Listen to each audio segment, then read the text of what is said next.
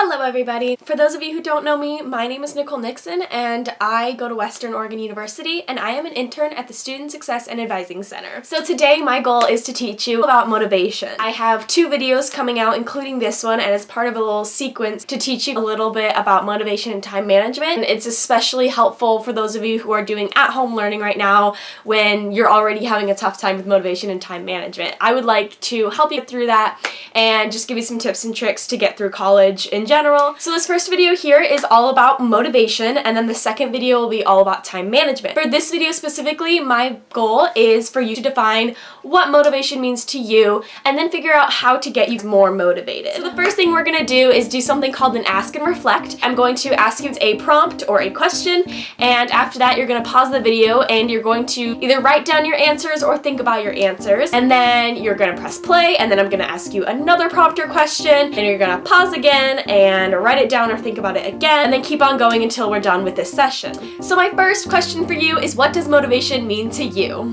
My second question for you is, do you feel like you are self-motivated, or do you think that that is a struggle point for you? Okay, so that's all the ask reflect I have for you. Start thinking about those questions as we move on to my first teaching session. So I'm gonna start off here by telling you what businessdictionary.com has to say for the definition of self-motivation. According to businessdictionary.com, the definition of self-motivation is having the ability to do what needs to be done without influence from other people or situations. So up next, I'm going to give a personal experience about my self-motivation. So after I struggled from 4th to 8th grade, I developed self-motivation because I wanted to overcome my challenges and be more successful in school. I did this by thinking about my goals and pushing myself to reach them. This meant coming up with my personal goals that I wanted to achieve in order to be successful, and then using those goals as my motivation to work hard and do well. For me personally, self-motivation means doing what needs to be done without having to have other people influence me and tell me what to do. For me personally, self-motivation means doing what needs to be done without needing to be told or getting a reward. I motivate myself because I feel like I need to be responsible for my own responsibilities, and I want to be proud of my own work and motivation. I want to feel accomplished, which personally means getting things done that I wanted to get done and doing my best work. I do everything for myself personally, and with consistent practice, I get better and better, and before you know it, it just becomes very natural.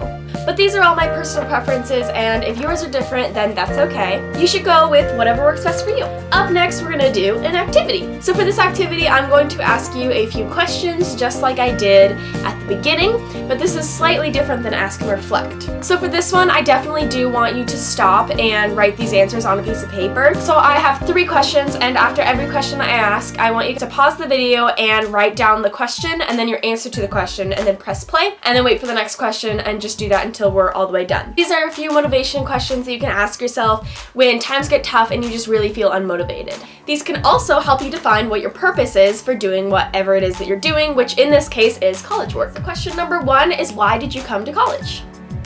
The second question is, why did you choose the college that you chose? So for those of you who go to Western, why did you choose Western? And then the third question is, what is keeping you there? So what is keeping you at college?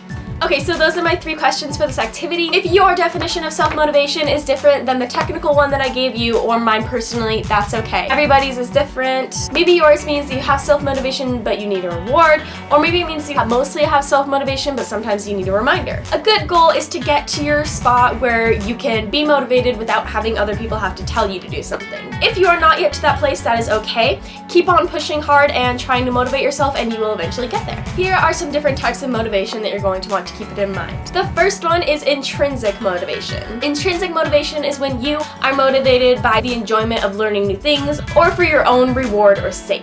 Then there is extrinsic motivation. Extrinsic motivation is when you are motivated by a reward or by a punishment for not doing the something. Then when it comes to being motivated, there are a few more terms to keep in mind. The first one is grit.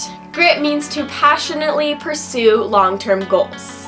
This is important because in order to accomplish our goals, we have to be passionate about them and work hard towards them. You can accomplish grit by identifying what your long-term goals are and working hard towards them, to your satisfaction. Self-efficacy is one's judgment of their ability to accomplish a given task.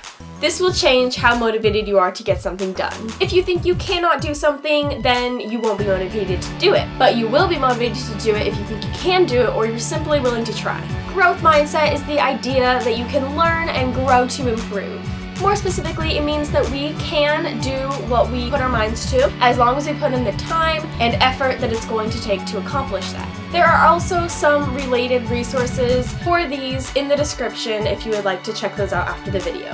Here comes our next ask and reflect. So don't forget that after I ask you each prompt, make sure that you either write down the question and your answer or you simply think about it. After you've done that one, press play on the video, get to your next one, pause it, and do it all over again until we're all done. For this one, I have 3 prompts. Question 1. What kind of motivation do you think that you have right now? Question 2. Are you feeling motivated to do the given tasks for school? And question 3. What gets you motivated? One way to stay motivated is to mix up your not so fun activities with some fun activities. So maybe when you register for classes, you register for 1 or 2 that are just required and you're not excited to take, and then 1 or 2 that are really fun and you are excited to take. This gives you a pretty good balance and also helps you stay motivated and gets you excited to take some good classes. Another option is to include some fun activities with your required activities during your weekly planning.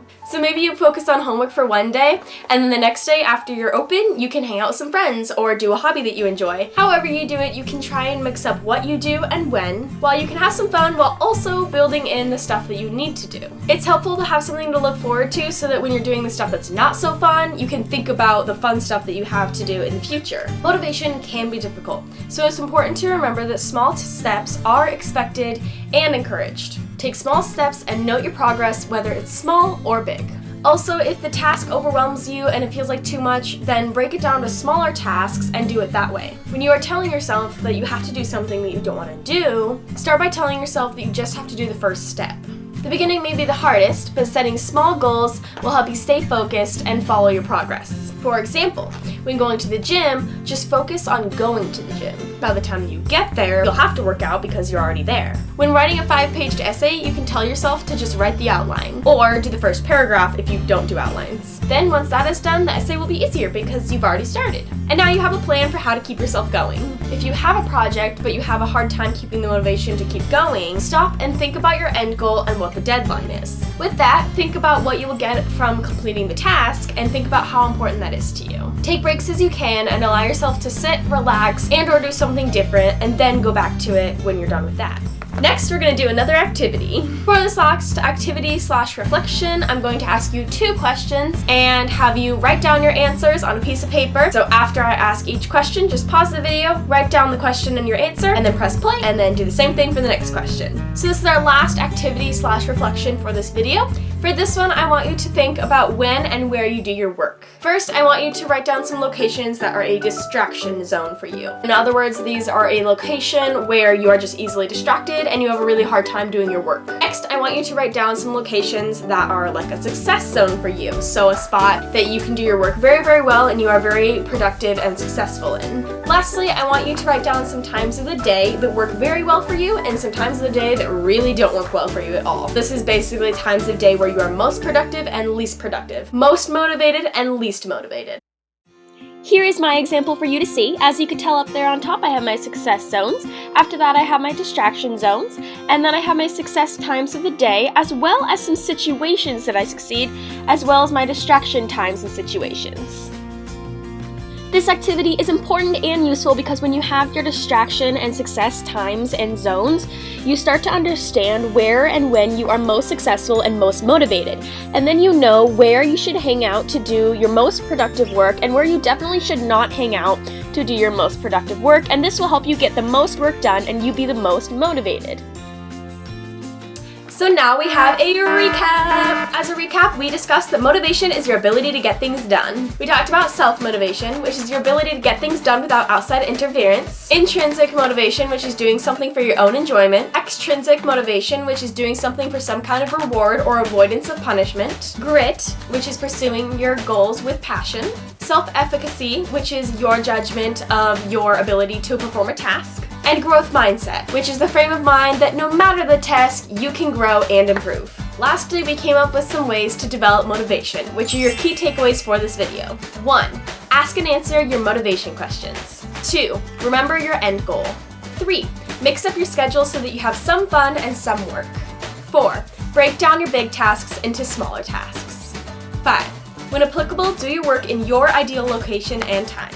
Be sure to keep your notes that you wrote down from this video with you so you can use them in the future. In the description, I have a whole list of additional resources for you to use and get even more help. Feel free to explore those also. And share this video with somebody who you think might benefit from it, including students, teachers, counselors, etc. If you are able and willing to, please fill out an evaluation to share what you have learned and what you got out of this digital workshop. The evaluation link is in the description. If you are a WU student, you can also email the Student Success and Advising email that I've provided in the description if you have any additional questions or comments. Thank you so much for watching, participating, and providing feedback. I'll see you in the time management video!